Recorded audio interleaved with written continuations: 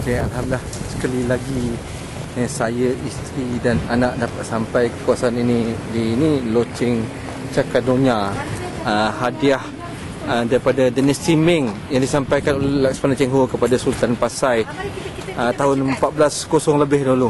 Mama, kejap nak baca kan? Cakadonya Rantai Cakadonya. Itu rantai je, yang kita kat sini. Okey, bacakan. Okey. Tak apa. Ini pasal apa? Yang nak jimat dia punya bateri kan, nak buat syak lain. Itu. Okay. Sambil kita berjalan. Tak apa, memang tengok. Ini rumah bangsawan.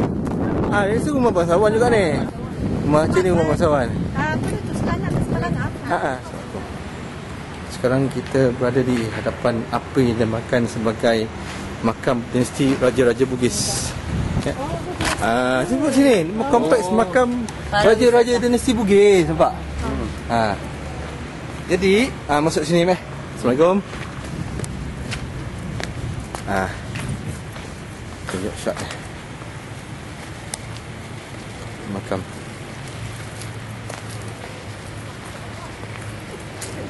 Ini yang sebut nama ya. Yang pertama daripada Sultan Alauddin Ahmad Shah. Okey. Sayang tadi betul. Pergi kat sini balik. Ni. Pergi tadi pegang. Ini dekat apa ni? Inilah tadi Sultan Alauddin Ahmad Shah Johan Berdaulat. So dia punya clue salah satunya pada nama Johan Berdaulat tu.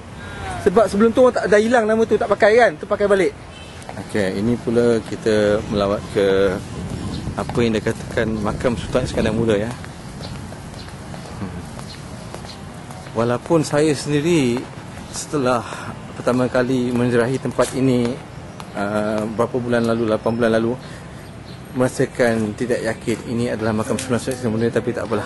Apapun anggaplah ia sebagai makam tanda. Jadi kita ziarah juga. Assalamualaikum.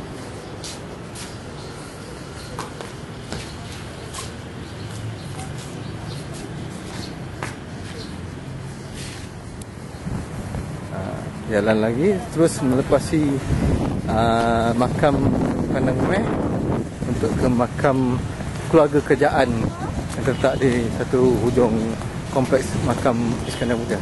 Okay, ini kita berada pula di hadapan makam dia panggil makam keluarga kerajaan ya, iaitu makam raja-raja daripada dinasti Bugis abad ke-19 gitu, sebelum Kesultanan Aceh ditamatkan oleh Belanda 1903-1906 gitu.